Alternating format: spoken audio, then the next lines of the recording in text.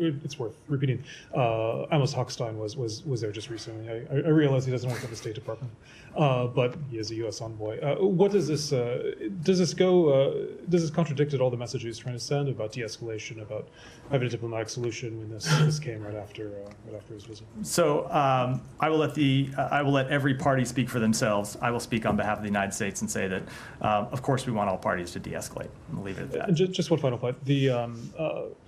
Again, about the nature of these explosions, the walkie-talkies, the pagers, were these legitimate targets? Obviously, Hezbollah people appear to be targeted, but they're also not just reports, but there are accounts of children being killed, for example.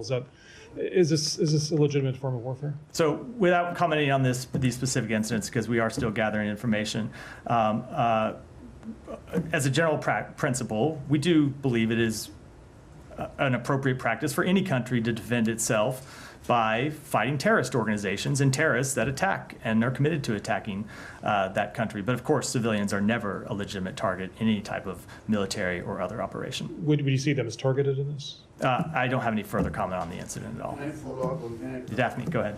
Thanks. So just to follow up on Jenny's questions, if Israel invades Lebanon, will the U.S. continue to stand by Israel? I am not going to deal with any type of hypotheticals of that nature. Obviously, we support Israel's right to defend itself, but we do not want to see a further escalation of the conflict. I'm not going to deal with any hypothetical scenarios that may or hopefully will not occur.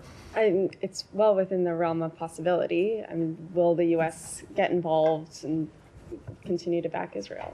We will continue to support Israel's right to defend itself while making clear we don't want to see any party escalate this conflict, but I'm just not going to deal with a hypothetical scenario. Well, it continues to be the priority for the United States to push for de-escalation of the conflict. Now, other parties have to make their own decisions, but that will be what we continue to push for. And then just on the attacks on the communications equipment, what effect do these incidents have on ceasefire talks? The Secretary was just in Egypt. What did he hear while there about the path forward and any effect that these attacks have on the ceasefire? So I think it's too early to speculate or comment on what any type of implications might be.